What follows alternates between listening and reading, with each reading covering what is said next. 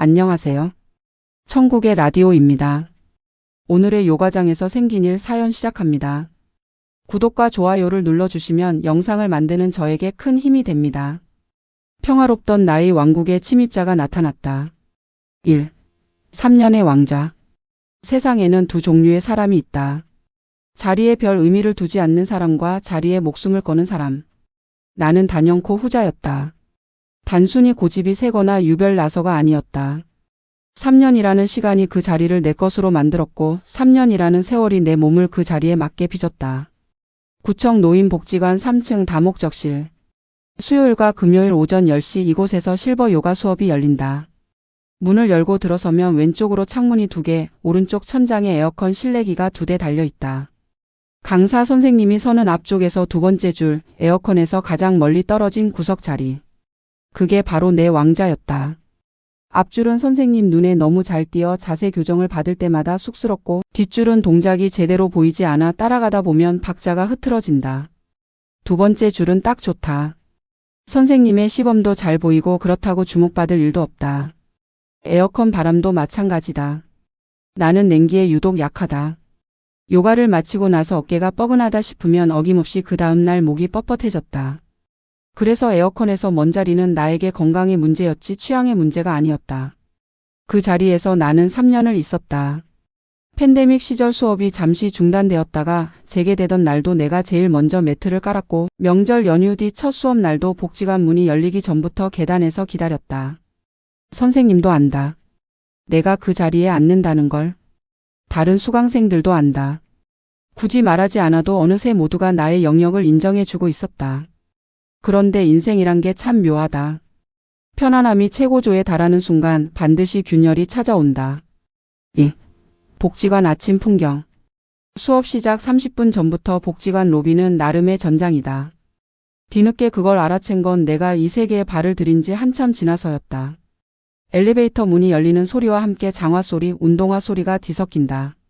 서로 눈인사를 나누지만 발걸음은 누구 하나 느긋하지 않다. 겉으로는 평온한 척 속으로는 계산을 하면서 저 사람이 오늘도 저 자리 차지하려나? 아, 오늘은 늦었네. 이런 생각들이 복도를 떠다니지만 아무도 입 밖에 내지 않는다. 출석 체크는 또 다른 자존심 싸움이다. 선생님이 이름을 부를 때 내 아는 목소리의 크기와 높이로 그날 컨디션을 가늠할 수 있다. 오늘따라 목소리가 크고 발랄한 분이 있다면 뭔가 자랑거리가 생긴 날이다. 손녀가 학교에서 상을 받았다든지 건강검진 결과가 좋게 나왔다든지. 요가 매트 색깔로 성격을 판단하는 건 내 나름의 취미다. 새빨간 매트를 가진 분은 말수가 적지만 동작 하나하나가 단호하다. 연보라색 매트의 분은 늘 남보다 조금 일찍 자리를 펴고 여기저기 말을 걸고 다닌다. 내 매트는 짙은 남색이다. 차분하면서도 존재감이 있는 색. 적어도 나는 그렇게 생각했다. 강사 선생님 앞자리를 선호하는 이유가 반드시 동작을 잘 보기 위해서만은 아니다. 선생님에게 잘 보이고 싶은 마음 솔직히 없다면 거짓말이다. 선생님이 어머 오늘 정말 잘하시네요 한마디를 건네면 그날 하루가 달라진다.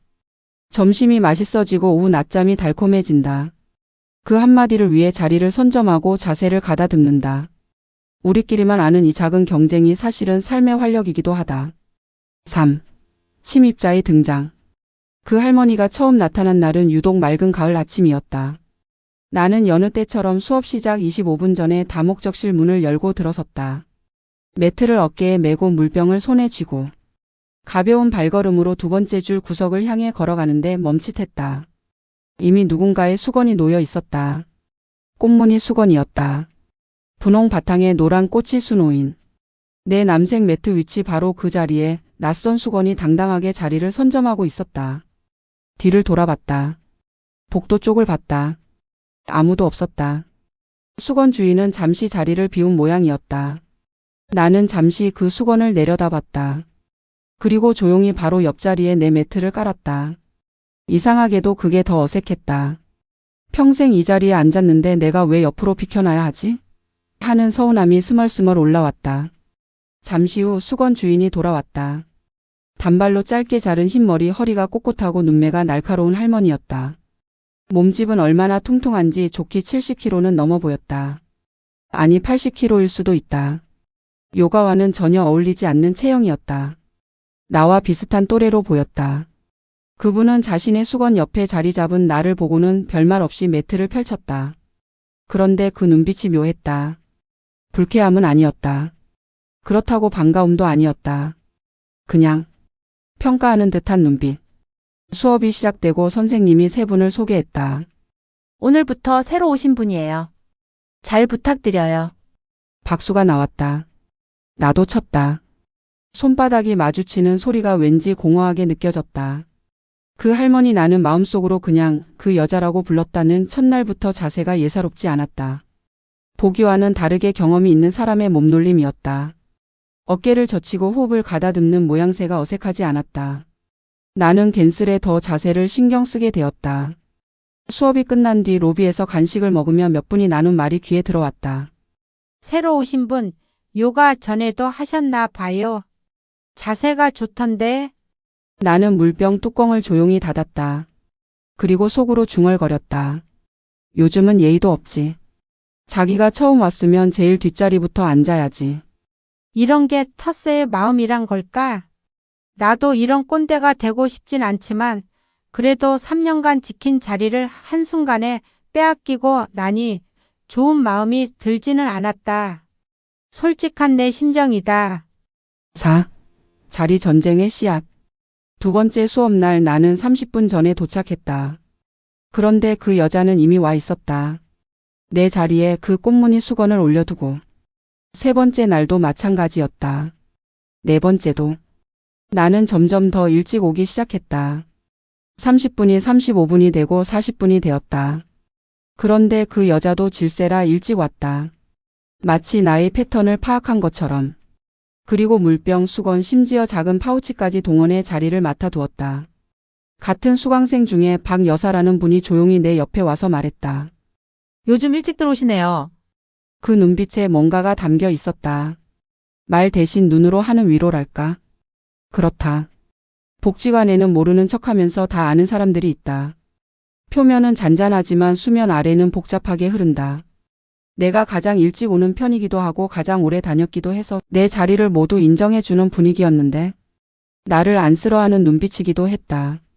그래, 다들 내 편이다. 제2장 사소한 일이 쌓여서 전쟁이 된다. 1. 국수집 사건. 복지관 수업 이후에는 종종 단체 점심이 이어진다. 공식적인 행사는 아니지만 자연스럽게 10여 명이 모여 근처 식당으로 향하는 것이 불문율처럼 굳어져 있었다. 나도 그 흐름에 섞여 걷곤 했다. 딱히 친한 사이는 아니어도 같이 걷고 같이 앉는 것만으로 어느 정도 연대감이 생긴다. 아침에 몸을 쭉 펴내고 굳은 근육들을 풀어주고 그러고 먹는 외식은 꿀보다 달콤했다.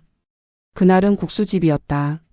낡은 간판에 손칼국수 원조라고 쓰인 곳. 걸어서 5분이면 닿는 거리인데 들어서자마자 밀가루 냄새가 훅 끼쳤다. 나는 밀가루를 끊은 지 2해가 지났다. 딱히 알레르기가 있는 건 아닌데 밀가루를 먹으면 다음날 아침 몸이 무거웠다. 관절이 뻑뻑해지고 손이 붓는 느낌. 그 이후로 빵도 끊고 국수도 끊었다. 처음에는 힘들었지만 이제는 익숙하다. 자리에 앉으면서 메뉴판을 봤다. 칼국수, 수제비, 만두국. 전부 밀가루였다. 나는 잠시 망설이다가 자리에서 일어섰다. 저는 밀가루를 못 먹어서요. 먼저 맛있게들 드세요. 저는 정말 괜찮아요. 그럼 나가 있을게요. 몇 분이 그러세요 하고 고개를 끄덕였다. 그 여자는 아무 말도 하지 않았다. 나는 식당 밖으로 나와 건물 앞 화분 옆에 서서 기다렸다. 15분쯤 지났을까? 다들 나오기 시작했다. 나는 슬쩍 다시 합류했다. 그런데 분위기가 묘했다. 밥을 함께 먹지 않은 사람이 나타났을 때의 그 어색함. 따뜻한 국물을 나눈 사람들끼리의 유대감 속에 나는 살짝 비껴난 자리에 있었다. 그 여자가 걸으면서 옆 사람에게 말했다. 나는 뭐든 잘 먹어요. 나이 들어서 까탈스러우면 그것처럼 추한 게 없더라고. 아까 칼국수 진짜 맛있지 않았어. 음식 가리면 사교가 안 되더라고. 아무에게도 하는 말이었지만 나는 그게 나를 겨냥한 한마디라는 걸 직감적으로 알았다. 자존심이 조금 긁혔다. 밀가루를 못 먹는 건 내 잘못이 아닌데 왜 내가 배제된 기분이 드는 걸까? 그 오묘한 감정을 씹으며 복지관 계단을 올랐다. 2. 단톡방 사건. 사달은 복지관 단체 카카오톡방에서 시작되었다. 원래 복지관 측에서 공지를 전달하는 용도로 만든 방이었는데 어느 순간부터 수강생들끼리 안부를 묻고 사진을 올리는 공간이 되었다. 어느 날 복지관 직원이 공지를 올렸다. 다음 주 수업 시간이 30분 앞당겨진다는 내용이었다. 나는 읽고 확인했지만 굳이 답장할 내용은 없다고 생각해서 그냥 넘어갔다. 읽었으면 됐지 뭐. 그런데 다음 날 그 여자가 단톡방에 메시지를 남겼다. 공지 올라왔는데 일십하시는 분들 계시더라고요. 확인하셨으면 이모티콘이라도 남겨주세요. 이모티콘과 함께. 나는 그게 영 못마땅했다. 누가 규칙을 정했나. 이모티콘을 안 남기면 예의가 없는 건가. 하지만 혼자 싸울 수는 없는 노릇이었다. 나는 가장 무난한 엄지척 이모티콘을 눌렀다. 문제는 그 다음이었다. 내가 누른 이모티콘이 하필 최고. 라는 문구가 달린 것이었는데 그 여자가 그걸 보고 또 메시지를 남겼다. 어머 저한테 최고라고 하시는 거예요? 감사해요 웃는 이모티콘과 함께. 나는 화면을 보며 잠시 할 말을 잃었다. 그게 아닌데. 내가 언제 그 여자한테 최고라고 했나. 다들 그 메시지를 봤을 텐데. 몇 분이 히읗히읗 이모티콘을 달았다. 나는 아무 말도 하지 못하고 핸드폰을 내려놓았다. 마치 내가 그녀에게 굴복한 것 같은 느낌이 들었다. 자존심이 너무 상했다. 나는 그녀에게 좋다고 한 게 아닌데 말이다. 이불킥이 이런 마음인 걸까? 그날 밤 잠이 잘 오지 않았다. 별것도 아닌 일인데 마음 한구석이 찝찝했다. 3. 건강 경쟁. 요가 수업 전후로 대화는 보통 건강 얘기로 흘렀다. 무릎이 어떻다, 혈압이 어떻다, 어느 한약이 좋더라. 이 소소한 정보 교류가 복지관 생활의 묘미이기도 했다. 그런데 그 여자가 합류하면서 건강 이야기의 수위가 달라졌다. 경쟁이 생긴 것이다. 어느 날 한 수강생이 혈압 얘기를 꺼냈다. 내가 말했다. 저는 밀가루 끊었더니 혈압이 내려갔어요. 확실히 식이 조절이 중요한 것 같아. 그 여자가 곧바로 받아쳤다. 나는 유산균을 3종류나 먹거든요. 장이 건강해야 만병이 안 생겨요. 유산균도 비싼 걸 먹어야 돼. 괜히 돈 아끼지 말고. 밀가루 안 먹는 것보다 유산균이 더 근본적인 거예요. 뭔가 반론을 하고 싶었지만 근거를 댈 자신이 없었다. 밀가루와 유산균은 비교 대상도 아닌데. 나는 슬쩍 화제를 돌렸다. 그 이후로도 비슷한 일이 반복되었다. 내가 무언가를 말하면 그 여자는 반드시 그것보다 더 나은 이야기를 얹어냈다. 내가 무언가 좋은 것을 이야기하면 그건 별로다. 그거보다 이게 낫다는 식이다. 꼭 자기가 무조건 다 이겨야 되는 그런 사람 말이다. 한 수를 두면 두 수를 대받는 바둑 같은 대화. 점점 지쳐갔다. 4. 선생님 편의 의혹. 수업 도중 선생님이 자세를 봐주러 다니는 시간이 있다. 한 분씩 다가가 어깨를 잡아주거나 등을 눌러주는 것인데 나는 그 시간이 좋았다. 그 30초 정도의 지압을 받으러 다니는 사람이 있다 해도 과언이 아닐 거다.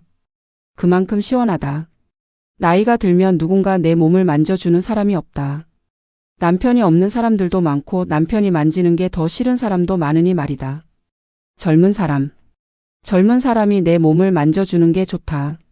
너무 속물 같지만 사실이 그렇다. 이제 이 나이 먹고 나니 점점 더 솔직해진다. 누군가 내 몸에 집중해주는 느낌, 세심하게 살펴봐주는 관심. 그런데 어느 날부터 선생님이 그 여자 곁에 더 오래 머무는 것 같았다. 기분 탓인가 싶었는데 박 여사도 슬그머니 내 옆에 와서 말했다. 선생님이 세 분을 좀 더 신경 써주시는 것 같지 않아요? 역시 나만 느낀 게 아니었다. 그 여자가 선생님 바로 앞줄에 앉기 때문이라는 분석도 나왔다.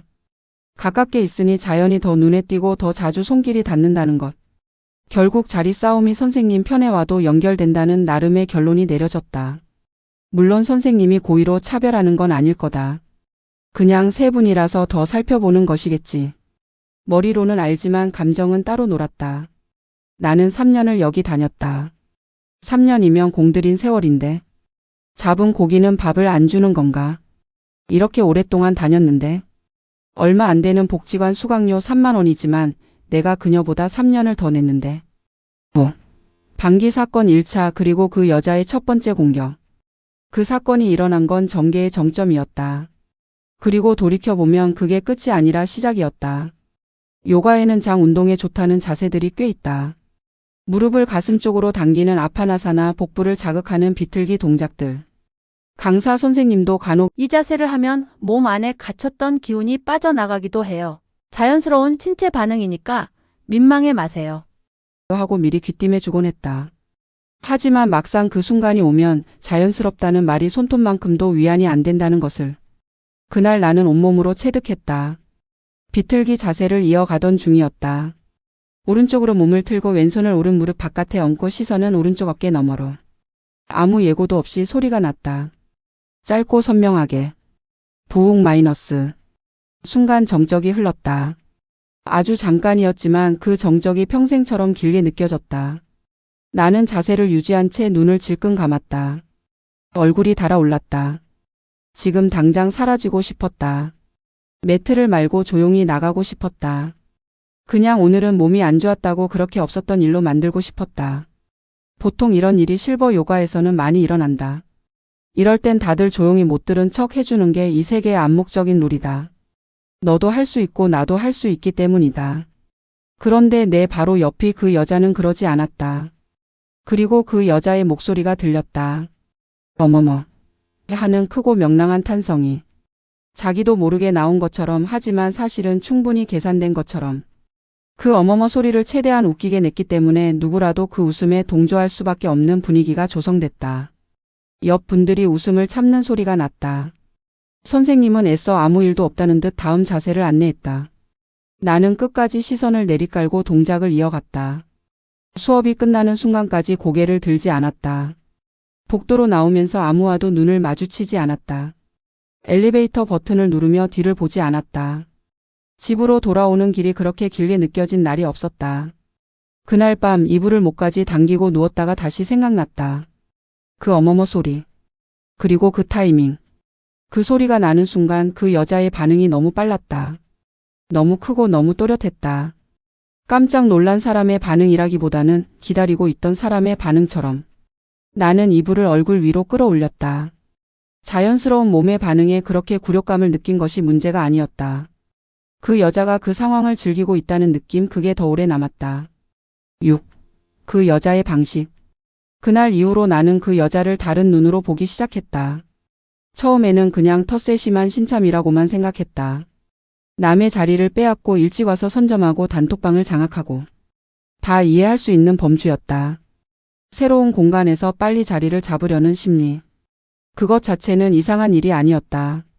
그런데 그게 아니었다. 그 여자는 단순히 자리를 차지하려는 게 아니었다. 나를 지워버리려 했다. 처음에는 증거가 없었다. 그냥 느낌이었다. 그 여자가 나를 볼 때 눈빛이 묘하게 달랐다. 다른 분들을 볼 때는 반갑고 환한 얼굴인데 나를 볼 때는 잠깐 뭔가를 재는 것 같은 눈빛이 스쳐갔다. 아주 짧아서 눈치채기 어려웠지만 3년 동안 사람을 봐온 내 눈은 알아챘다. 그 여자가 내 자리를 빼앗은 것은 사실이었다. 그런데 그 방식이 묘했다. 그냥 먼저 오는 게 아니라 내가 도착하기 딱 직전에 왔다. 내가 30분 전에 오면 35분 전에 와 있었다. 40분 전에 오면 45분 전에 와 있었다. 어떻게 그 타이밍을 그렇게 정확하게 맞추는 걸까? 처음엔 우연이라고 생각했다. 나중에는 확신할 수 없었다. 단톡방에서도 마찬가지였다. 내가 뭔가를 올리면 그 여자는 반드시 그것보다 살짝 더 나은 버전의 이야기를 바로 뒤에 올렸다. 내가 산책 사진을 올리면 그 여자는 더 좋은 경치의 사진을 올렸다. 내가 오늘 수업 좋았다고 올리면 그 여자는 선생님이 오늘 특히 수고하셨다며 선생님을 직접 언급한 메시지를 올렸다. 그것도 엄청난 미사여구와 칭찬을 곁들인 장문의 문자로 말이다. 타이밍도 절묘했다. 내 글이 반응을 얻기 시작하는 딱 그 순간에 올렸다. 혼자만의 피해의식인가 싶기도 했다. 하지만 박 여사가 어느 날 슬쩍 말했다. 그분이 좀 예리한 분 같아요. 표현이 부드러웠지만 나는 그 말이 무슨 뜻인지 알았다. 1. 에어컨 아래로 밀리다. 전세는 서서히 기울었다. 나는 조금씩 밀렸고 그 여자는 조금씩 더 당당해졌다. 그리고 그 기울기는 우연이 아니었다. 결정적인 사건은 한여름이었다.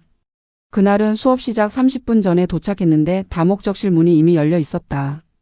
그리고 그 여자는 물병과 수건과 작은 파우치를 나란히 펼쳐 내 자리를 완벽하게 봉쇄해 두었다. 나는 잠시 입구에 서서 그 풍경을 바라봤다. 어느 자리가 남아있나 둘러봤다.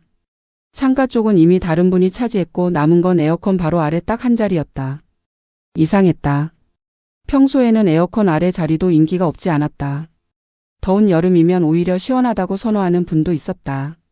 그런데 그날따라 그 자리만 남겨진 것이었다. 나는 잠깐 주위를 둘러봤다. 다른 분들의 자리 배치가 오늘은 조금 달랐다. 보통 흩어져 앉는데 에어컨 아래를 비워두는 형태로 자리를 잡아 있었다. 그게 자연스러운 것인지 아니면 누군가 미리 말을 맞춰둔 것인지. 설마 싶었다. 설마 그 여자가 미리 근처 분들한테 그 자리만 남겨두라고 했겠어. 그건 너무 치밀하다. 어쩌면 우연일 것이다. 나는 스스로를 타일렀다. 어쩔 수 없었다. 그날 나는 에어컨 밑에서 수업을 들었다. 한여름이니 뜨거울 거라 생각했는데 그날따라 에어컨 온도가 유독 낮았다. 바람이 생각보다 거셌다. 목 뒤로 냉기가 파고들었다. 자세를 취하는 내내 어깨가 안으로 오그라드는 느낌이었다. 집에 돌아와 따뜻한 물로 샤워를 했는데도 한기가 가시지 않았다. 다음 날 목이 뻐근했다. 그 다음 날 기침이 났다. 사흘째 결국 동네 의원에서 감기 진단을 받았다. 의사 선생님이 연세가 있으신 분들은 냉방병 조심하셔야 해요 하고 당부했다. 처방전을 손에 쥐고 약국을 나오면서 그 여자 얼굴을 떠올렸다. 그리고 다시 그날의 자리 배치를 떠올렸다. 에어컨 아래만 남겨진 그 풍경. 설마가 점점 확신으로 바뀌는 건 경험이 쌓일수록 빨라진다. 3년 동안 그 자리를 지켰던 이유가 이것이었다. 그냥 습관이 아니었다. 내 몸이 필요로 하는 자리였다. 그 여자는 그걸 알면서 뺏었을 수도 있었다. 알면서도 뺏었다면 그건 그냥 자리 경쟁이 아니었다. 나는 2주를 쉬었다. 수업에 나가지 못한 2주. 처음 며칠은 쉰다는 것이 나쁘지 않았다.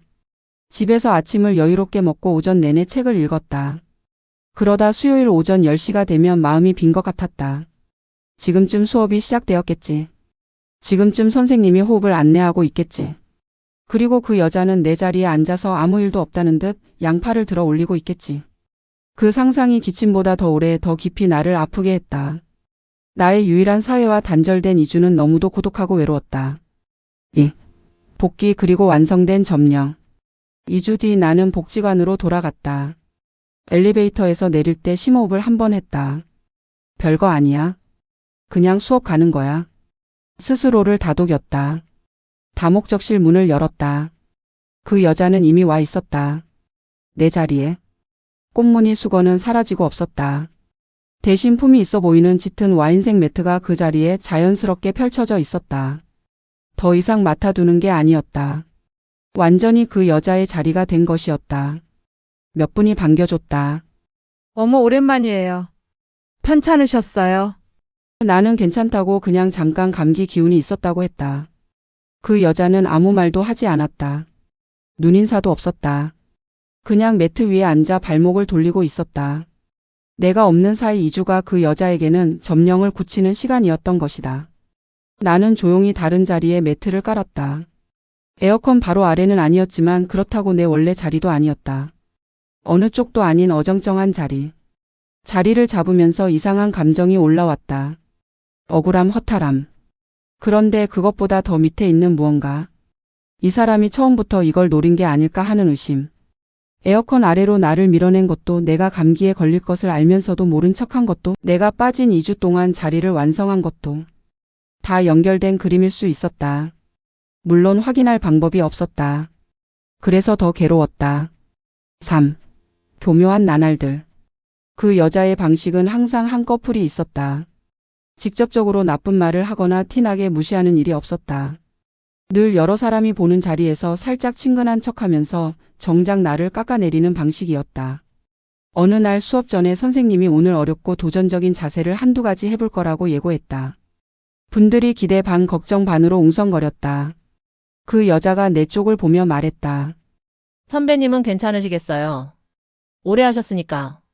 표면상으로는 칭찬이었다. 하지만 이어진 말이 있었다. 대신 오래 하시면 몸이 굳기도 하던데. 조심하셔야 해요. 주변 분들이 웃었다. 걱정해주는 말처럼 들렸을 것이다. 나는 웃었다. 속으로는 웃지 않았다. 나이 싸움 2달의 전쟁. 그리고 결정적인 날이 왔다. 아니, 정확히는 결정적인 날이 찾아온 것이 아니라 쌓이고 쌓인 것들이 한꺼번에 터지는 날이 왔다. 수업 전 로비 한쪽에 몇 분이 모여 이야기를 나누는데 어느 순간 나이 이야기가 나왔다. 복지관에서 나이는 묘한 위계의 기준이 된다. 말하자면 살아온 세월에 대한 예의 같은 것이다. 오래 살았다는 것은 그만큼 고된 시간을 견뎌냈다는 뜻이기도 하니까. 그 여자가 내 쪽으로 시선을 돌리며 말했다. 선배님은 연세가 어떻게 되세요? 선배님이라는 호칭이 거슬렸다. 진심으로 윗사람을 대하는 말투가 아니었다. 뭔가를 확인하려는 말투, 가늠하려는 말투였다. 나는 나이를 말했다. 그 여자도 자기 나이를 말했다. 그리고 둘 다 동시에 멈칫했다. 64세 동갑이었다. 이 나이에 동갑을 만나면 반가울 수도 있다. 같은 시대를 살았다는 공감이 생기고 같이 늙어가는 사람을 만났다는 안도가 생기기도 한다. 그런데 그날은 달랐다. 동갑이라는 사실이 반갑지 않았다. 그 여자와 같은 해에 태어났다는 것이 기묘하게 불쾌했다. 마치 내 세월이 그 여자와 같은 무게라는 게 인정되는 것 같아서. 생일이 언제세요? 그 여자가 물었다. 눈빛에 뭔가가 들어 있었다. 계산하는 사람의 눈빛이었다. 3월이요. 그 여자의 눈이 딱 한 번 반짝였다. 아주 잠깐, 그러나 분명하게. 나는 그 반짝임을 봤다. 그리고 직감적으로 알았다. 뭔가 나쁜 일이 오고 있다는 것을. 어머, 저는 2월이에요. 그럼 제가 형님이네요. 나는 길을 의심했다. 형님? 2달 차이로? 그 여자는 이미 분위기를 장악하고 있었다. 2달도 2달인데 어쩌겠어요. 억울하면 2달 일찍 태어나지 그랬어. 앞으로 형님이라고 불러요. 하며 박 여사를 보고 웃었다. 박 여사가 어색하게 웃었다. 그 웃음은 동의가 아니라 곤란함이었지만 그 여자는 그것을 동의로 읽었다. 나는 아무 말도 하지 않았다. 형님. 그 단어가 목구멍 어딘가에서 걸렸다. 평생 누구한테 형님이라고 불러본 적이 없었다. 2달 차이로. 황당함과 분노가 동시에 치밀었다. 나이도 동갑, 사는 동네도 비슷하고 같은 복지관에서 같은 요가 수업을 듣고 있는데 2달 먼저 태어났다는 이유 하나로 나보다 위에 서려는 그 태어남. 그것도 이미 내 자리를 빼앗고 에어컨 아래로 나를 밀어 감기를 걸리게 만든 뒤에 하는 말이었다. 그날 이후 그 여자는 틈만 나면 형님이라는 단어를 흘렸다. 내 쪽으로 대놓고 하는 말이 아니었다. 박 여사나 다른 분들과 이야기하다가 나를 지칭할 때 슬쩍 끼워 넣었다.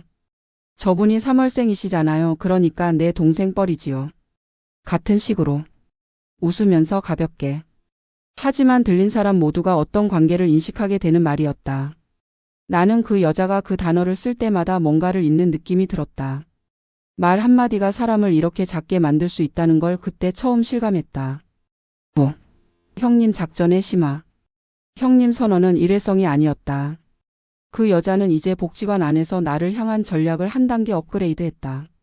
자리 선정과 단톡방 장악으로 시작된 것이 이제는 호칭과 서열로 번졌다. 공개적이고 반복적으로. 어느 날 수업 전에 선생님이 오늘 새로운 자세를 한두 가지 추가할 거라고 예고했다.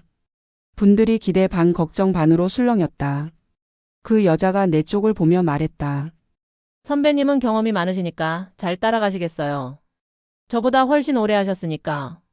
표면상으로는 칭찬이었다. 그런데 이어진 말이 있었다. 그래도 나이 들수록 새로운 동작이 더 무리가 되더라고요. 조심하셔야 해요. 주변 분들에게 하는 말처럼 흘렸다. 아무도 그게 나를 겨냥한 말이라고 생각하지 않았을 것이다. 나는 알았다. 단톡방에서도 그 여자는 내 이름 옆에 작은 서열을 박아두는 방식을 찾아냈다. 복지관에서 단체 야외 수업을 가게 되었을 때 그 여자가 미리 정보를 올리면서 어르신들은 무릎에 물이 안 가게 편한 신발 꼭 신으세요 라고 썼다. 그 글 바로 위에 내가 올린 메시지가 있었다. 어르신들. 그 표현이 자연스럽게 나를 포함했다. 따지기에는 너무 작은 일이었다. 그러나 복지관 사람들 눈에는 나는 조금씩 어르신 쪽으로 밀리고 있었다. 박 여사만 가끔 나한테 와서 조용히 말했다. 그분이 좀 그래요. 신경 쓰지 마세요. 하지만 신경 쓰지 마세요라는 말은 신경 쓰이는 것에 대한 위로이지 신경이 안 쓰이게 만드는 처방은 아니었다. 나는 그 여자의 말 하나하나를 분석하기 시작했다. 집에 돌아와 식탁에 앉아서 오늘 그 여자가 한 말을 다시 떠올리고 그 안에 들어있는 의도를 읽으려 했다. 그 작업이 점점 일상이 되었다. 이게 좋지 않다는 것을 알면서도 멈추기 어려웠다. 6.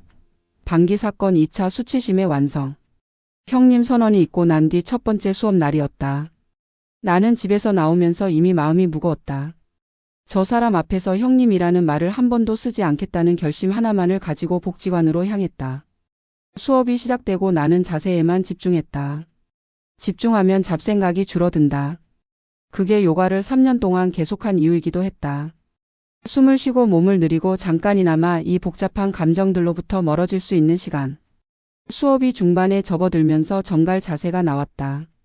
엎드린 상태에서 양팔로 상체를 지탱하고 다리를 등 쪽으로 높이 들어 올리는 상당한 유연성이 필요한 동작이다. 처음 배울 때는 흉내도 내기 어려웠는데 3년이 쌓이니 이제 어느 정도 제 모양이 나왔다. 그날은 특히 몸이 가벼웠다. 이런 날이 있다.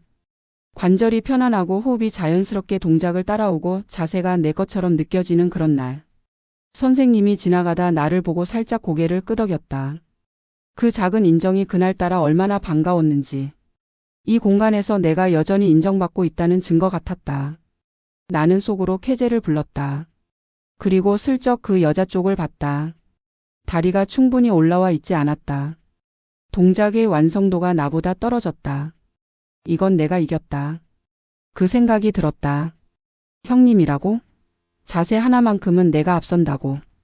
3년이 여기에서 빛난다고. 바로 그 순간이었다. 빠바박. 소리가 났다. 1차 때와는 비교가 안 될 만큼 크고 선명하게. 나이가 들면 괄약근이 느슨해진다는 걸 안다. 의사도 말하고 책에도 나오고 이 나이라면 누구나 알고 누구나 겪는 일이다. 하지만 모두가 겪는 일이라는 사실은 막상 내가 겪을 때 아무런 방패도 되지 않는다. 지식이 창피함을 막아주지는 않는다. 하필이면.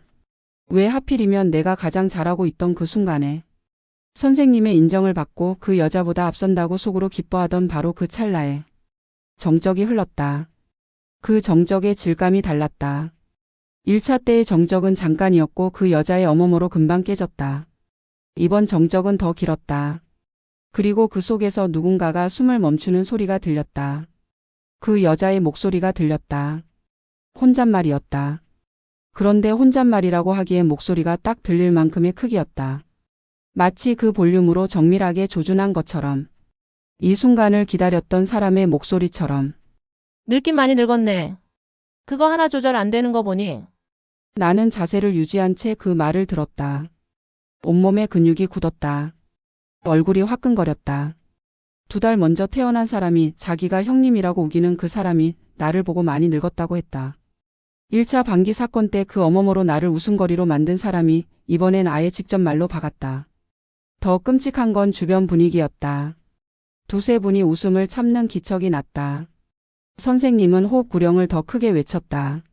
아무도 그 여자를 나무라지 않았다. 나무라기엔 그 말이 너무 자연스럽게 너무 가볍게 흘러갔다. 수치심이라는 감정이 어떤 것인지 그날 다시 배웠다. 그냥 부끄러움이 아니었다. 몸이 굳어지고 주변 소리가 멀어지고 자신이 아주 작아지는 느낌. 그 혼잣말 한마디가 3년을 지워버리는 것 같았다. 선생님이 방금 고개를 끄덕여준 것도 내가 그날 느꼈던 가벼운 몸도 그 여자보다 자세가 낫다고 기뻐했던 마음도 전부. 그 한마디 앞에서 다 무너졌다. 수업이 끝나고 나는 아무에게도 말을 걸지 않았다. 신발끈을 묶으면서 한 가지만 생각했다. 다음 수업에 나올 수 있을까? 집에 돌아와 식탁 앞에 앉았다가 그냥 일어났다. 밥맛이 없었다. 저녁 내내 텔레비전을 켜두었지만 아무것도 보이지 않았다. 그 여자의 그 말이 귓속에서 계속 맴돌았다. 혼잣말이라는 형식을 빌린 분명한 공격이었다. 1차 때의 어머머가 즉흥적인 것이었다면 오늘의 혼잣말은 기다렸다가 꺼낸 것이었다. 나는 그 차이를 알 수 있었다. 7. 밤의 생각들. 그날 밤 나는 오래 잠들지 못했다. 누운 채로 천장을 보면서 이 사람과 내가 왜 이렇게 됐는지 처음부터 되짚어봤다. 그 여자가 처음 나타났을 때 나는 그냥 텃세 심한 신차 미련이 했다. 자리를 선점하고 단톡방을 장악하고 건강 자랑을 하는 것들. 다 이해 범위 안의 일들이었다. 새로운 공간에서 빨리 자기 자리를 잡으려는 심리. 나도 처음 복지관에 왔을 때 그런 마음이 없었던 건 아니었으니까. 그런데 어느 순간부터 그것이 나를 향해 좁혀오고 있다는 걸 느꼈다. 에어컨 아래 자리만 남겨진 것. 내가 감기 걸린 것. 2주 비운 사이 자리가 굳어진 것. 방귀가 났을 때의 그 어머머. 그리고 형님 선언. 형님 호칭의 반복. 그리고 오늘의 그 혼잣말. 이걸 다 우연이라고 하기엔 타이밍이 너무 정확했다. 나는 천천히 생각을 정리했다. 상대가 나쁜 사람인지 아닌지는 사실 잘 모르겠다. 나쁜 사람이 나쁜 짓을 한다는 것보다 나한테 유리한 쪽으로 움직이는 사람이 그게 나한테 손해라는 것을 알면서도 그냥 움직이는 것, 그게 더 많은 경우일 것이다. 그 여자가 나를 무너뜨리겠다고 설계도를 그린 건 아닐 거다. 그냥 자기한테 좋은 일을 하다 보니 내가 좋지 않게 된 것이겠지. 하지만 그 늙긴 많이 늙었네는 달랐다. 그건 상대가 좁혀 들어오는 상황에서도 모른 척하는 것이 아니었다. 직접 밟는 것이었다. 혼잣말이라는 형식 뒤에 숨어서 그러나 의도한 크기로 의도한 방향으로. 나는 그 말을 계속 생각했다. 그러면서 묘한 감정을 발견했다. 분노, 수치심. 그 뒤로 아주 조용히 그런데 선명하게 올라오는 것. 지지 않겠다는 마음이었다. 세상에는 두 종류의 수치심이 있다. 사람을 움츠러들게 만드는 수치심과 사람을 일으키게 만드는 수치심. 그날 밤 나에게 찾아온 건 후자였다. 이 사람에게 계속 당하기만 할 수는 없었다. 그렇다고 똑같이 공격할 수도 없었다. 나는 그런 방식을 쓰고 싶지 않았다. 단지 흔들리지 않겠다고. 내가 이 자리에 있다는 것을 포기하지 않겠다고. 잠이 온 건 새벽이 가까워서였다. 그리고 눈을 감기 직전에 생각했다. 다음 수업에는 가장 먼저 가야겠다. 그 자리에 앉겠다. 에어컨에서 가장 먼 내 자리에. 제사장 절정 가장 인간적인 순간. 1. 그날의 아침. 절정의 날은 평범하게 시작되었다. 이상하게도 그런 날은 아무런 예고가 없다.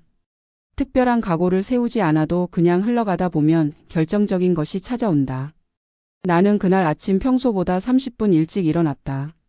어차피 잠이 잘 오지 않던 요즘이었다.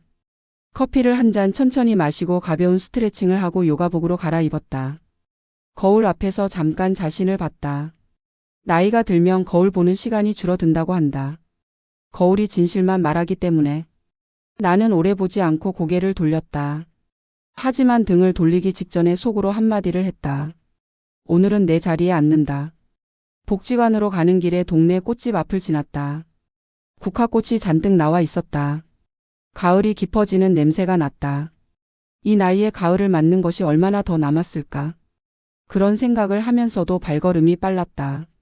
지난 몇 번의 수업에서 밀린 내 자리를 오늘은 되찾겠다고.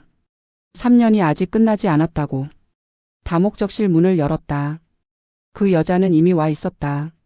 그 와인색 매트가 내 자리에 펼쳐져 있었다. 나는 잠깐 입구에서 그 풍경을 봤다. 그리고 조용히 다른 자리에 매트를 폈다. 오늘도 내 원래 자리는 아니었다. 그러나 표정을 바꾸지 않았다. 그것만큼은 내가 결심한 것이었다. 무너진 얼굴을 보여주지 않겠다는 것. 그 여자가 나를 봤다. 눈이 마주쳤다. 그 여자가 먼저 눈을 돌렸다. 나는 시선을 돌리지 않았다. 그냥 그대로 앉았다. 수업이 시작되기를 기다렸다. 팽팽한 수업. 수업이 시작되었다. 선생님의 목소리, 잔잔한 배경음악, 발 아래 매트의 감촉. 나는 조금씩 몸을 풀었다. 오늘따라 집중이 잘 되는 날이었다. 몸이 호흡을 기억하고 호흡이 동작을 이끌었다. 수업이 중반을 넘어가면서 자세들이 어려워졌다. 전신 스트레칭에서 복부 자극 동작들로 다시 균형과 유연성이 동시에 필요한 동작들로 이어졌다. 선생님이 호흡을 강조했다. 들이쉬고 내쉬면서 배꼽을 당겨요. 천천히 몸 안의 것들을 다 내보낸다는 느낌으로. 나는 숨을 내쉬며 자세를 따라갔다. 옆에서 그 여자의 숨소리가 들렸다. 집중하는 소리였다. 오늘은 이상하게 둘 다 서로를 향한 신경전이 없었다. 각자 자신의 자세에 온전히 빠져 있었다. 잠깐이었지만 그냥 같은 수강생으로 나란히 앉아있는 그 순간이 묘하게 평화로웠다. 그 여자가 어렵지 않은 동작에서도 표정이 진지하다는 걸 그날 눈여겨봤다.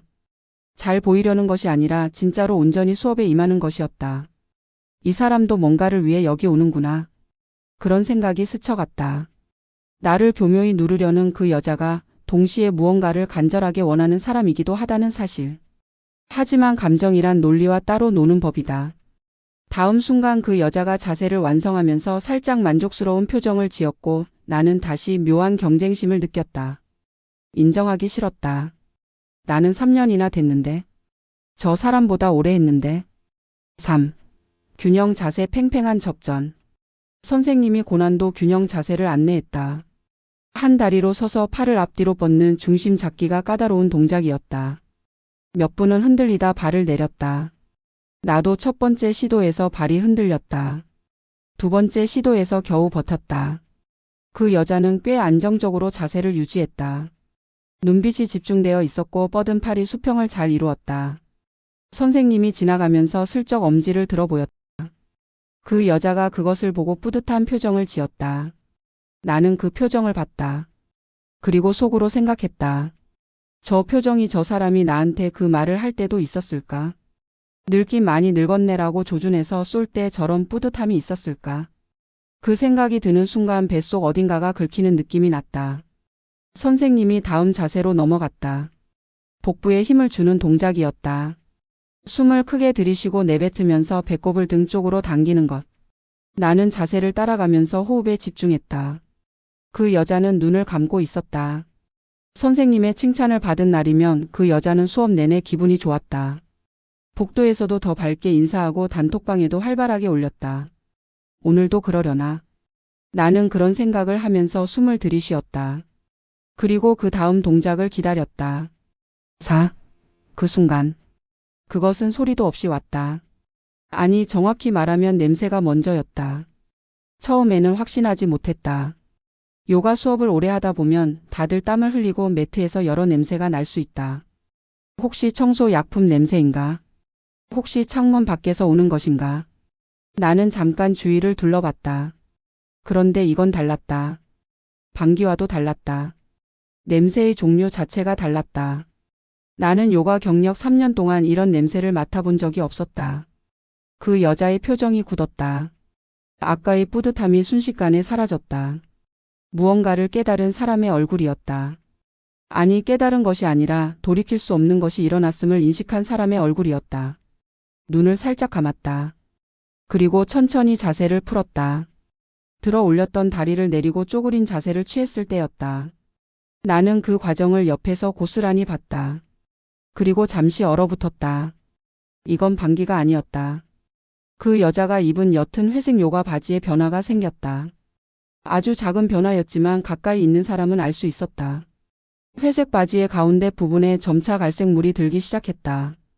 그 여자의 눈이 아래를 보았다. 이건 똥이 분명했다. 그것도 물똥. 설사를 지린 거다. 정말 지독한 설사 특유의 구린내가 요가실 내에 확 퍼졌다. 내가 방귀를 실수했을 때는 그렇게 공개적인 모욕을 주더니 그날의 화끈거림이 되살아났다. 나도 한마디를 할까? 그렇지만 그녀와 똑같은 인간이 되고 싶지 않았다. 그녀는 태연한 척했다. 그렇지만 식은땀을 숨길 수는 없었을 거다. 그리고 다시 앞을 보았다. 얼굴에서 모든 것이 사라졌다. 완전히 비워진 표정이었다. 아무도 모르는 척. 다목적실이 조용해졌다. 아니, 그게 아니었다. 원래부터 조용하던 공간이 다른 종류의 침묵으로 바뀌었다. 숨소리가 달라졌다. 시선들이 허공이나 바닥을 향했다. 아무도 그 여자를 보지 않으려 했다. 하지만 모두가 알고 있다는 것은 그 침묵이 증명했다.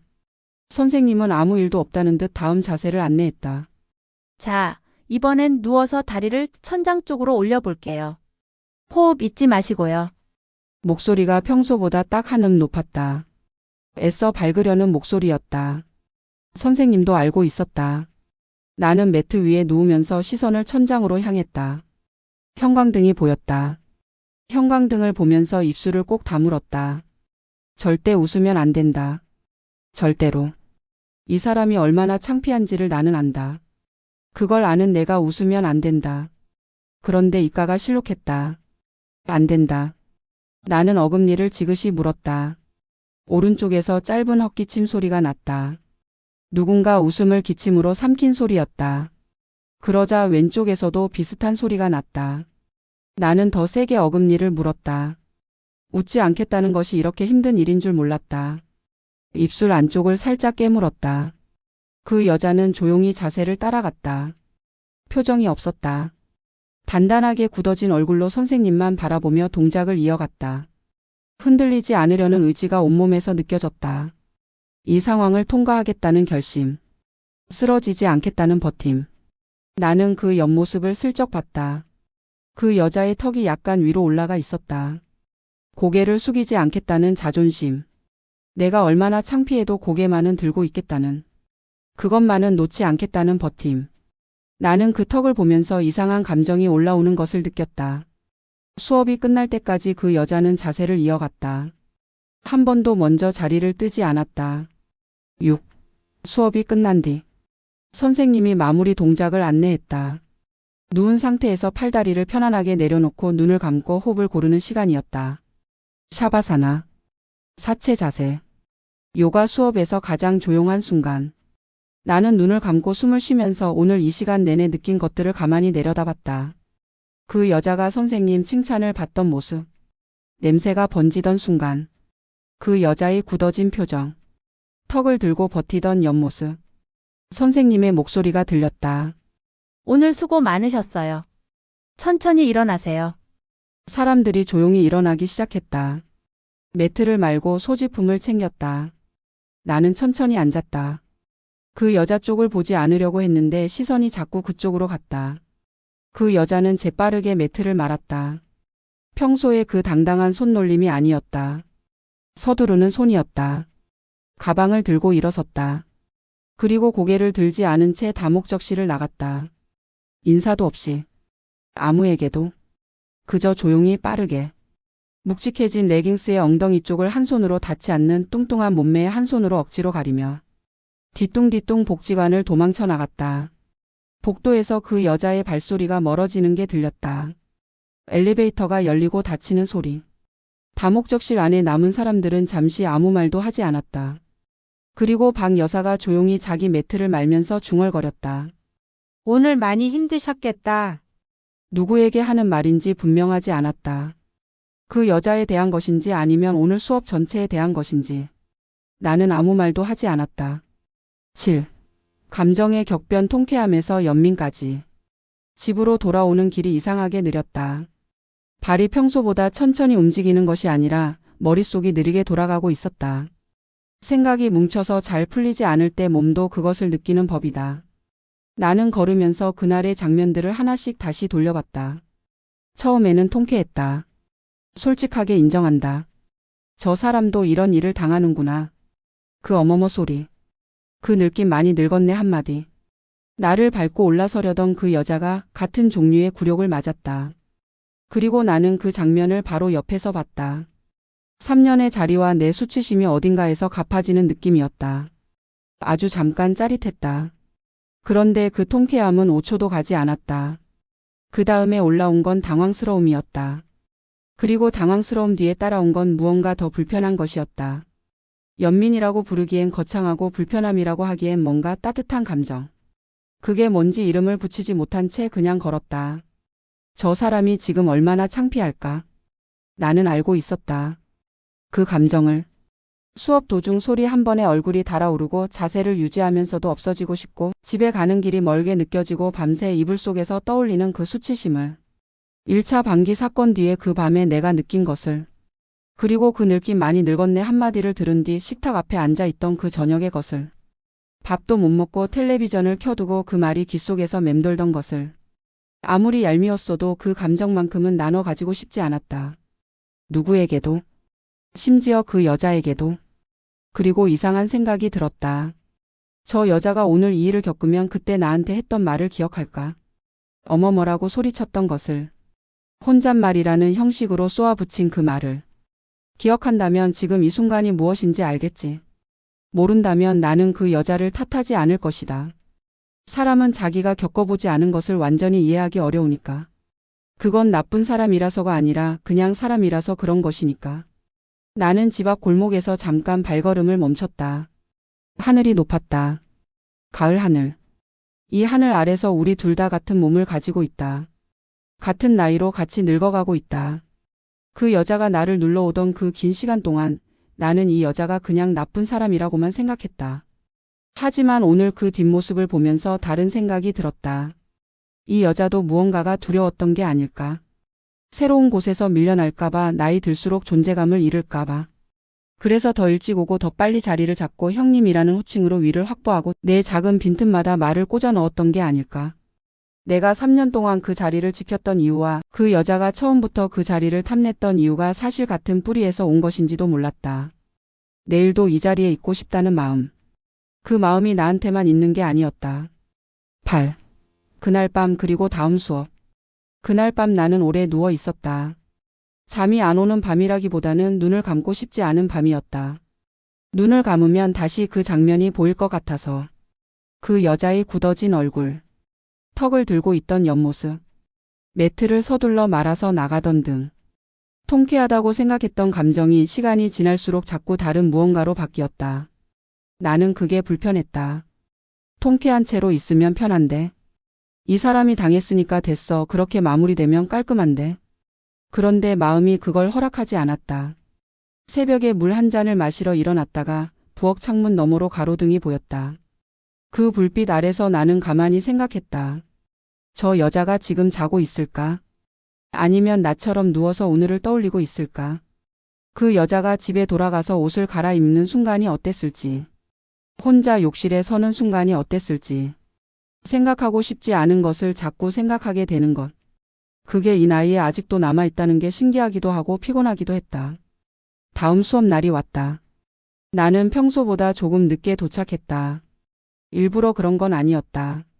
그냥 아침에 몸이 무거웠다. 그 여자는 나오지 않았다.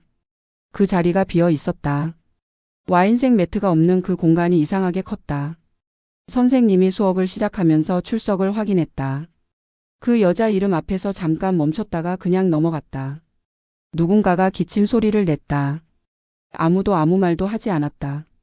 그 침묵이 뭔가를 알고 있다는 증거였다. 나는 그날 수업에서 집중을 잘 못했다. 자꾸 옆 자리가 보였다. 그 자리가 그냥 빈자리가 아니라 누군가가 거기 있어야 하는데 없는 자리처럼 느껴졌다. 이상한 일이었다. 그 자리를 되찾겠다고 그 오랜 시간을 버텼는데 막상 그 자리가 온전히 비어 있으니 편하지 않았다. 제5장 결말 우리는 결국 같은 인간이다. 1. 빈자리. 그 여자는 다음 수업에 나오지 않았다. 그 다음에도 나오지 않았다. 처음 이틀은 아무 생각도 하지 않으려 했다.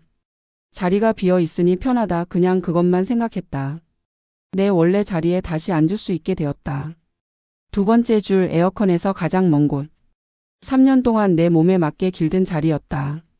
앉는 순간 몸이 기억했다. 여기다. 이 자리다. 그 안도감이 슬프면서도 반가웠다. 하지만 며칠이 지나자 이상하게 신경이 쓰이기 시작했다. 수업 분위기가 달랐다. 그 여자가 없으니 뭔가 빠진 것 같았다. 그 여자는 수업 중에 자세 하나하나에 진지했고 선생님의 칭찬에 눈을 반짝였고 분위기를 주도했다. 그게 나를 불편하게 만들기도 했지만 동시에 수업의 긴장감을 만들기도 했다. 서로를 의식하는 그 팽팽함이 사라지니 수업이 조금 느슨하게 느껴졌다. 집중을 잘 못했다. 자세가 조금 흐트러졌다. 경쟁할 사람이 없으니 더 잘할 줄 알았는데 오히려 그 반대였다. 선생님도 느꼈는지 어느 날 수업 중에 말했다. 오늘 다들 좀 처지시는 것 같아요. 힘내봐요. 나는 그 말을 들으면서 속으로 무언가를 인정했다. 그 여자가 이 수업에 활기를 넣고 있었다는 것을. 박 여사가 조용히 귀띔을 해줬다. 저번에 그분 많이 민망하셨을 것 같아요. 한동안 못 나오실 것 같아요. 목소리가 낮았다. 안타까움이 담겨 있었다. 나는 고개를 끄덕이며 아무 말도 하지 않았다. 그 여자에 대한 안타까움인지 아니면 이 수업에 대한 안타까움인지 둘 다인지 잘 몰랐다. 복지관 단톡방이 잠잠해졌다. 그 여자가 올리지 않으니 자연히 조용해진 것이었다. 이모티콘도 일십 지적도 건강 자랑도 없었다. 이상하게 너무 조용했다. 조용한 게 좋아야 하는데 막상 그 조용함이 오히려 공허하게 느껴졌다. 누군가 올려줬으면 싶은데 아무도 올리지 않았다.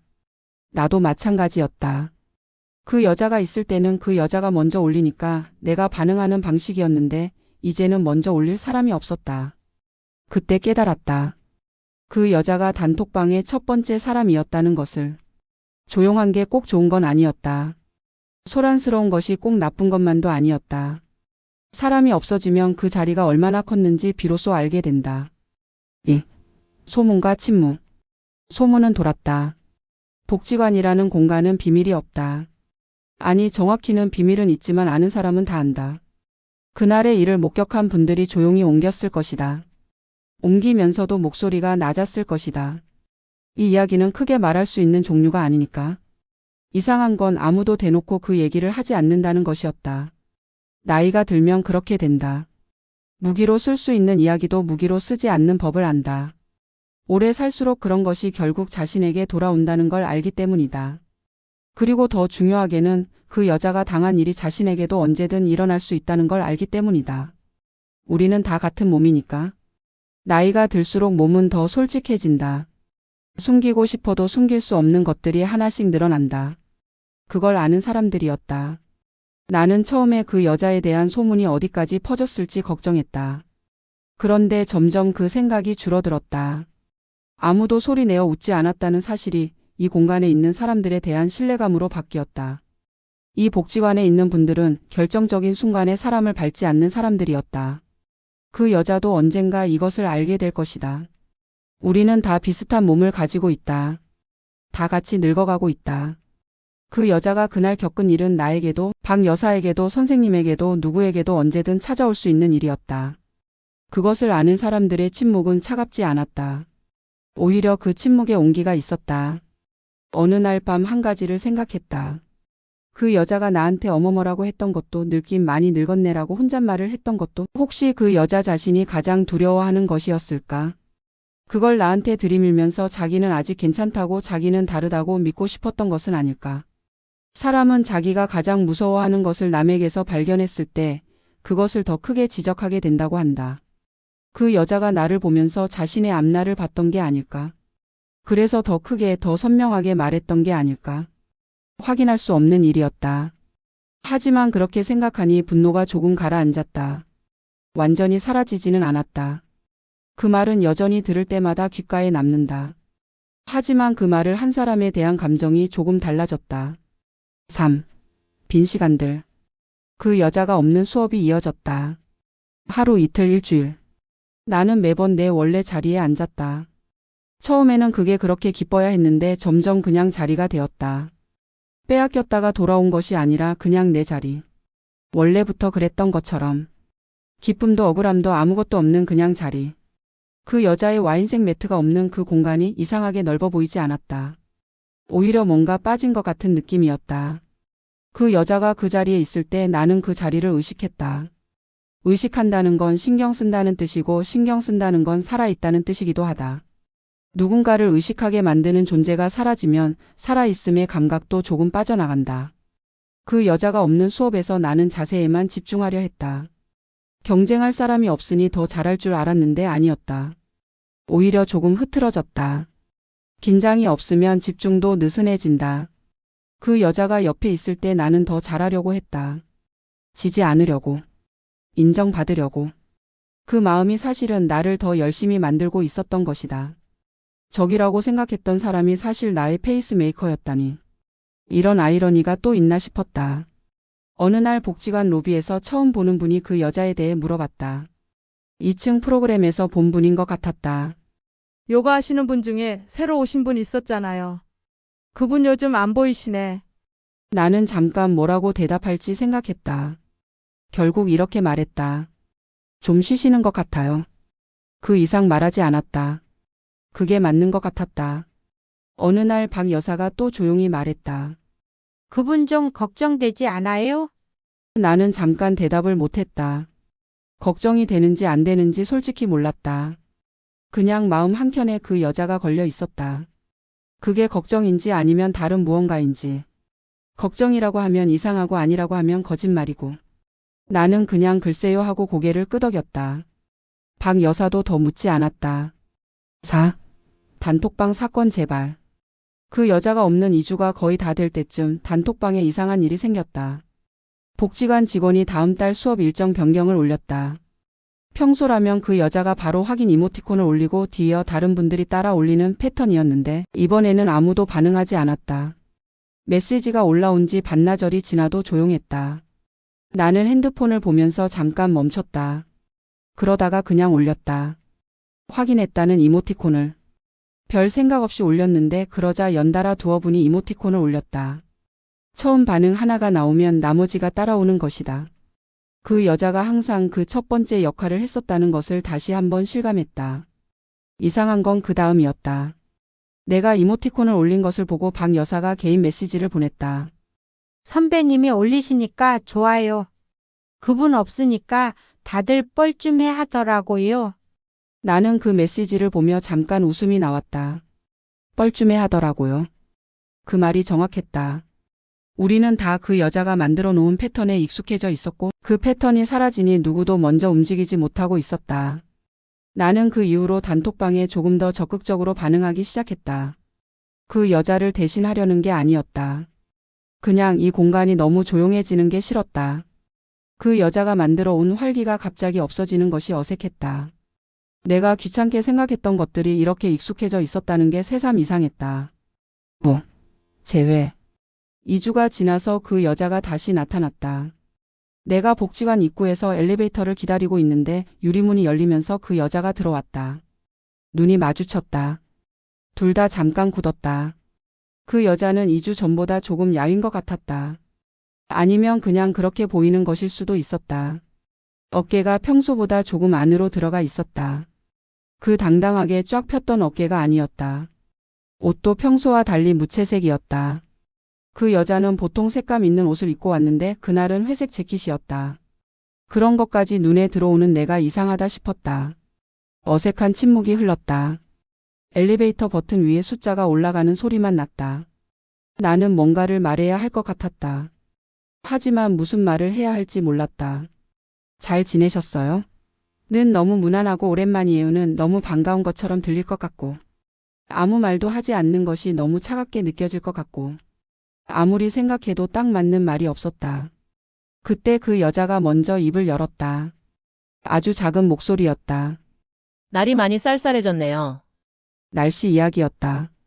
가장 무난하고 가장 아무 의미도 없는 말. 그런데 그 말이 그 상황에서는 오히려 가장 용감한 말이었다. 먼저 입을 여는 것 자체가. 나는 대답했다. 그러네요. 두 마디였다. 그것이 전부였다. 하지만 그것으로 충분했다. 엘리베이터가 왔다. 우리는 함께 올라탔다. 조용히. 안에서도 아무 말이 없었다. 그 여자는 정면을 보았다. 나도 정면을 보았다. 좁은 공간 안에서 두 사람이 이토록 각자 다른 곳을 보고 있었다. 3층에서 문이 열렸다. 나는 먼저 내렸다. 복도를 걸어가다가 뒤를 돌아봤다. 그 여자도 같은 방향으로 걷고 있었다. 물론이었다. 같은 수업을 들으러 가는 것이니까. 우리는 말없이 나란히 복도를 걸었다. 조금 어색하고 조금 이상하고 그런데 조금은 익숙한 거리로. 6. 다목적실 그 아침. 다목적실 문이 열려 있었다. 안에는 아직 아무도 없었다. 처음으로 우리 둘이 가장 먼저 도착한 것이었다. 그 여자와 내가 그 아무도 없는 다목적실에 단둘이. 나는 들어서면서 자연스럽게 내 자리로 걸어갔다. 두 번째 줄 에어컨에서 가장 먼 자리. 비어 있었다. 나는 매트를 펴고 앉았다. 몸이 기억하는 자리. 3년이 새겨진 자리. 이 자리를 되찾기 위해 그 긴 시간 동안 얼마나 많은 것을 겪었는지. 감기를 앓으면서도 수치심을 삼키면서도 포기하지 않은 자리였다. 그 여자는 잠깐 입구 쪽에 서 있었다.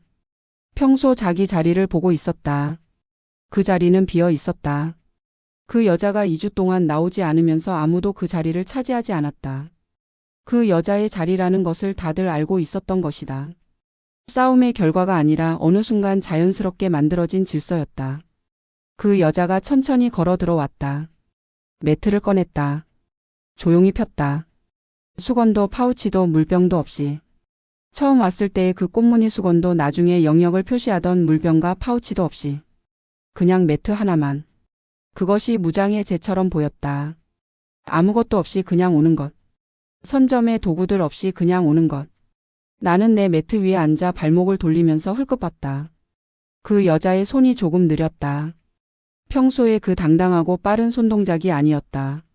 매트 끝을 정돈하는 손가락이 조심스러웠다. 얼마나 지났을까? 아무도 들어오지 않는 다목적실 안에서 우리 둘은 각자의 매트 위에 앉아 있었다. 창밖으로 빛이 들어왔다. 조용했다. 그 여자가 입을 열었다. 에어컨 미춥지요. 목소리가 조용했다. 시비를 거는 것도 아니고 진심으로 안부를 묻는 것도 아닌 그 중간 어딘가의 목소리였다. 말을 꺼낼 기회를 찾다가 겨우 꺼낸 것 같은. 에어컨 밑이라고 했는데 내가 지금 앉아 있는 자리는 에어컨에서 가장 먼 곳이었다. 그러니까 그 말은 그냥 날씨 이야기가 아니었다. 그때 에어컨 아래서 감기 걸린 일을 그 여자도 알고 있다는 것이었다. 알고 있으면서 하는 말이었다. 나는 잠깐 생각했다. 이것에 어떻게 답해야 할까? 차갑게 굴까? 모른 척할까? 가볍게 웃어 넘길까? 이것저것 다 따져보다가 결국 그냥 나왔다. 형님 먼저 앉으세요. 아주 살짝의 비공과 그보다 조금 더 많은 양보가 섞인 말이었다. 형님이라는 단어를 내가 먼저 쓰는 것이었다. 그 여자가 그렇게도 받고 싶어 했던 호칭을. 그 단어가 입에서 나오는 순간 이상하게 홀가분해지는 것이 있었다. 그 단어가 무겁지 않았다. 그냥 말이었다. 2달 차이를 인정하는 것이 아니라 그냥 말 한마디를 건네는 것이었다. 그 여자가 잠깐 나를 봤다. 무언가를 읽으려는 눈빛이었다가 이내 작게 웃었다. 아주 작은 웃음이었다. 입꼬리가 살짝 올라간 정도. 하지만 2주 만에 처음 보는 저 여자의 진짜 얼굴이었다. 형님이라뇨. 우리 같이 늙어가는 친구인데요. 박 여사가 들어오면서 우리 둘을 보고 말했다. 어머, 오늘 일찍들 오셨네요. 별 뜻 없는 말이었지만 그 한마디가 이상하게 지금 이 공기를 편하게 만들었다. 제3자가 들어오면 두 사람 사이에 긴장이 분산된다. 박 여사가 그걸 알고 들어온 건지 정말 모르는 건지 알 수 없었다. 나는 아무 말도 하지 않았다. 그 여자도 아무 말도 하지 않았다. 그냥 각자의 매트 위에 앉아 있었다. 에어컨 소리가 낮게 들렸다. 선생님이 들어오기 전에 그 조용한 시간이 흘렀다. 이 조용함이 어색하지 않았다. 처음으로. 7. 그날 수업. 그날 수업이 시작되었다. 선생님이 들어오면서 그 여자를 보고 반가운 표정을 지었다.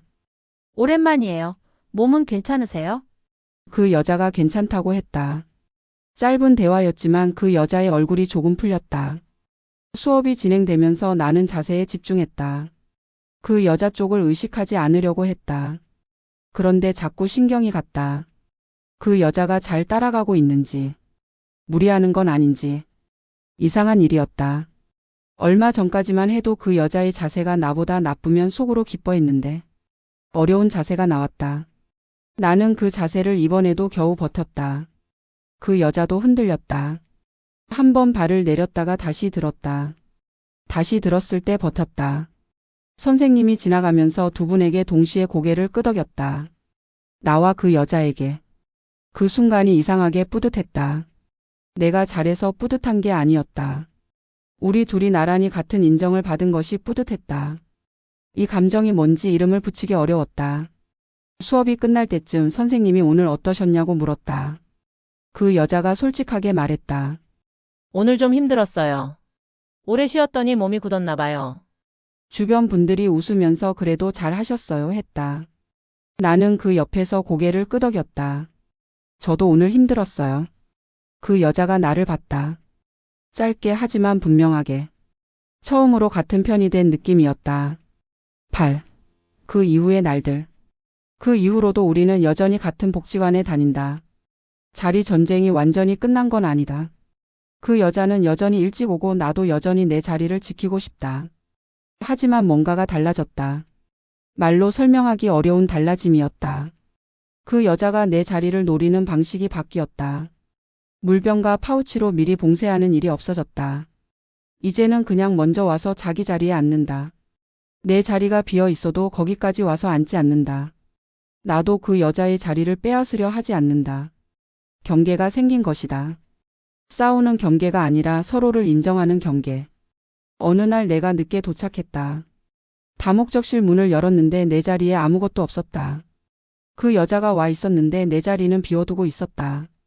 나는 아무 말 없이 그 자리에 매트를 폈다.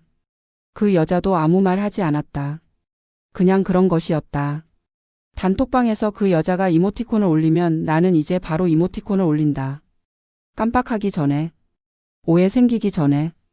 그 여자도 더 이상 내 이모티콘 바로 위에 더 나은 메시지를 얹지 않는다. 그냥 각자 올리고 각자 반응한다. 수업 중에 눈이 마주치면 외면하지 않는다. 먼저 웃지는 않아도 그냥 눈인사 정도는 한다. 그것만으로도 충분히 많은 것을 말하는 것 같다. 어느 날 수업 후에 그 여자가 나한테 조용히 물었다. 무릎 괜찮으세요? 오늘 자세에서 좀 힘들어 보이셔서. 나는 잠깐 놀랐다. 이 사람이 나를 관찰하고 있었구나. 싸우는 쪽으로만 관찰하는 게 아니라 그냥 보고 있었구나. 나는 괜찮다고 했다. 그 여자가 고개를 끄덕이고 갔다. 짧은 대화였지만 뭔가가 달라진 것이 그 대화 속에 있었다. 그 여자가 나를 교묘하게 눌러오던 방식들도 어느 순간부터 잦아들었다. 건강 자랑도 단톡방 선점도 칭찬인 척한 깎아내리기도. 그것이 전략의 변화인지 아니면 그날 이후 무언가가 바뀐 것인지 나는 알 수 없다. 그냥 줄어들었다. 그리고 그냥 줄어드는 것이 어떤 화해의 말보다 더 확실한 것이기도 했다. 형님이라는 호칭 문제는 어떻게 됐냐고 물으면 나는 이렇게 대답할 것이다. 그 여자가 더 이상 그 말을 강요하지 않는다. 나도 더 이상 그 말을 피하지 않는다. 가끔 자연스럽게 나올 때는 그냥 나온다. 2달 차이에 대한 집착이 둘 다에게서 빠진 것이다. 2달이 뭐가 중요하냐? 같은 해에 태어나서 같은 복지관 요가 수업을 듣고 있다는 것이 더 크다. 그 사실이 둘을 연결하고 있다. 에필로그. 나는 오늘도 복지관에 간다. 아침에 요가복을 입으면서 생각한다. 내 자리가 비어 있을까? 그 여자가 먼저 왔을까? 그러면서도 발걸음이 그다지 무겁지 않다. 오히려 조금 궁금하다. 오늘은 어느 쪽이 먼저일까? 궁금하다는 게 무섭다는 게 아니라는 걸 이제는 안다. 복지관으로 가는 길에 국화꽃 앞을 지나쳤다. 가을이 깊어지는 냄새가 났다. 이 계절을 앞으로 몇 번이나 더 맞을 수 있을까 하는 생각을 하다가 아직은 괜찮다 싶었다. 오늘 수업이 있고 내일도 수업이 있다. 그것으로 충분했다. 삶이 좁아지는 나이가 있다고 한다. 갈 수 있는 곳이 줄어들고 만날 수 있는 사람이 줄어들고 할 수 있는 일이 줄어드는 나이. 그래서 이 작은 자리 하나가 그토록 소중했던 것이다. 3년 동안 내가 지킨 건 그냥 요가 자리가 아니었다. 내가 여기 있다는 증거였고 내가 아직 건강하다는 표시였고 내일도 이 자리에 앉을 것이라는 약속이었다. 그 약속을 스스로한테 지키는 것. 그게 이 나이에 할 수 있는 가장 중요한 일이었다. 그 여자도 알 것이다. 자기 자리를 갖는다는 것이 얼마나 중요한지를. 그래서 그렇게 치밀하게 먼저 왔던 것이겠지. 그 집요함도 그 교묘함도 어쩌면 전부 두려움에서 나온 것이겠지. 나도 그랬으니까. 내가 3년 동안 지킨 것도 사실은 두려움이 만든 집착이었을지 모른다. 여기서 사라지고 싶지 않다는 두려움. 그 두려움이 나를 움직이게 만든 것이었을 테니까. 그 여자가 나를 눌러오던 날들이 있었다. 에어컨 아래 자리로 밀어낸 것도 어머머 한마디로 웃음거리를 만든 것도 형님이라는 호칭으로 서열을 박으려 한 것도 혼잣말처럼 쏜 그 말도. 다 기억한다. 잊지 않는다. 그런데 이상하게도 그게 다 기억나는데 분하지는 않다. 그냥 그런 시간들이 있었다. 그리고 그 시간들이 없었다면 지금 이 자리도 없었을 것이다. 하지만 그게 전부가 아니라는 것도 안다. 그 여자가 균형 자세를 완성하고 선생님 칭찬을 받았을 때의 표정도 2주 만에 돌아와서 매트를 폈을 때의 느린 손도 엘리베이터에서 먼저 날이 쌀쌀해졌네요 라고 입을 연 것도 그 작은 웃음도 다 같이 기억한다. 우리는 결국 같은 것을 원하고 있었다. 내일도 이 자리에 앉고 싶다는 것. 내일도 이 수업에 나오고 싶다는 것. 내일도 여기 있고 싶다는 것. 그 마음이 같았기 때문에 싸웠고 그 마음이 같았기 때문에 결국 옆에 앉게 된 것이다. 다목적실 문을 열면 가을 햇살이 창문으로 들어온다. 오늘은 그 여자가 먼저 왔다. 나는 내 자리에 매트를 펴고 앉는다. 그 여자가 흘끗 본다. 나도 흘끗 본다. 눈인사를 나눈다. 선생님의 목소리가 시작된다. 들이쉬고 내쉬고. 살아있다는 것은 이런 것이다. 끝. 자, 오늘 이야기 잘 들으셨나요? 노인복지관 요가 수업 두 번째 줄 에어컨에서 가장 먼 자리. 그 자리 하나를 두고 벌어진 이야기. 처음엔 그냥 웃긴 자리 싸움인가 했는데 듣다 보니까 그게 아니더라고요. 그 안에 자존심이 있고 수치심이 있고 두려움이 있고 그리고 결국엔 우리가 다 비슷한 사람이라는 게 있었어요. 저도 오늘 이 사연 읽으면서 생각난 게 있어요. 제가 한 번은요. 이게 좀 창피한 얘긴데 그냥 말씀드릴게요. 꽤 오래전 일인데 저 백화점 엘리베이터 안에서 방귀를 크게 낀 적이 있어요. 혼자였으면 그냥 넘어갈 텐데 하필 그 엘리베이터 안에 사람이 저 포함해서 5명이 있었어요. 닫힌 공간이잖아요. 아주 밀폐된 그 공간에서 소리도 났고 냄새도 났고. 근데 저는 그냥 모른 척했어요. 제가 한 거 맞는데 모른 척했어요. 아무것도 아닌 표정으로 핸드폰을 봤어요. 심장은 막 터질 것 같으면서. 층이 되게 안 오더라고요, 그날따라. 그 짧은 시간이 그렇게 길 수가 없었어요. 5명이 다 침묵하고 있고 저는 숨을 참고 있고. 누군가 살짝 기침을 했어요. 그 소리가 그날 제 인생에서 들은 가장 무서운 소리였습니다. 문이 열리자마자 저는 제 층도 아닌데 내렸어요. 그냥 내렸어요. 계단으로 걸어 올라가면서 한참 혼자 웃었는데 그 웃음이 완전히 안도의 웃음이었어요. 살았다 싶은 웃음. 그런데 있잖아요. 그때 그 엘리베이터 안에 있던 분들 중에 저처럼 가슴 졸인 분 분명히 있었을 거예요. 나는 아니야, 저 사람이겠지 하면서 눈 피하고 있는 분. 혹은 나도 언젠가 저럴 수 있지 생각한 분. 우리 다 그거 알잖아요. 몸이 있으면 몸이 하는 일이 있다는 거. 근데 왜 그렇게 창피하냐고요? 그게 바로 우리가 살아있다는 증거이기 때문이에요. 살아있는 몸이 살아있는 일을 하는 건데 우리는 그걸 너무 부끄러워해요. 완벽하게 통제되고 싶어하고 아무것도 새어나가지 않는 사람이고 싶어하고. 그런데 인간이라는 게 원래 그렇게 만들어진 게 아니잖아요. 오늘 사연 속 그 여자분. 화려하게 자세를 완성하던 그 순간에 몸이 말했어요. 나도 인간이라고. 그리고 사연을 보내주신 주인공분도 그 수치스럽던 정갈 자세 그 순간에 몸이 말했어요. 잠깐만, 나도 인간이라고. 그게 뭐가 부끄럽냐고 저는 묻고 싶어요. 진짜로. 오히려 저는 그 장면이 이 사연에서 가장 인간적인 장면이었다고 생각해요. 요가 자리를 빼앗기고 에어컨 아래서 감기 걸리고 형님 소리 들으면서 속이 끓고 혼잣말 한마디에 수치심을 느끼고 그 긴 갈등 끝에 가장 극적인 방식으로 두 사람이 동등해지는 순간. 기술로도 나이로도 자리로도 아니고 그냥 몸이 만들어낸 평등. 우리가 공공장소에서 방귀를 뀌면 왜 그렇게 창피하냐면요. 나는 점잖은 사람이고 싶은데 몸이 그걸 배신하는 것 같아서예요. 내가 통제하고 싶은 이미지가 있는데 몸이 그냥 막 해버리는 거잖아요. 그 배신감이 창피함으로 나오는 거예요. 근데 있잖아요. 그 배신이 아니면 우리는 서로가 인간이라는 걸 어떻게 알까요? 항상 완벽하게 통제된 사람들끼리 있으면 우리는 서로가 얼마나 같은지를 절대 알 수 없어요. 실수하고 어쩌다 보이고 싶지 않은 모습이 보이고 그래서 민망하고 그 민망함을 같이 아는 사람이 되고. 그게 관계의 시작이에요. 그게 진짜 옆에 있는 사람이 되는 방식이에요. 사연 속 두 분 그 긴 싸움 끝에 어떻게 가까워졌는지 생각해 보세요. 자리를 양보해서가 아니었어요. 좋은 말 한마디 해서가 아니었어요. 둘 다 무너지는 순간을 서로 봐서예요. 그게 전부였어요. 저는 그게 사람 사이의 가장 솔직한 방식이라고 생각해요. 약점을 일부러 보여주는 게 아니라 어쩌다 보이고 마는 것. 그리고 그걸 본 사람이 웃지 않는 것. 그것만으로 충분한 거예요. 노인복지관 요가 수업 두 번째 줄. 그 조용하고 치열하던 자리 전쟁. 그리고 그 자리보다 더 중요한 것들. 에어컨 소리가 낮게 들리는 그 다목적실에서 두 분이 오늘도 숨을 쉬고 계실 거예요. 들이쉬고 내쉬고. 살아있다는 것은 이런 것이다. 오늘도 창피한 거 한두 개씩 안고 살아가시는 여러분 다 괜찮아요. 우리 다 인간이에요. 그게 제일 중요한 거예요. 천국의 라디오 이만 물러갑니다. 오늘도 행복하시고 당당히 사시길 바라며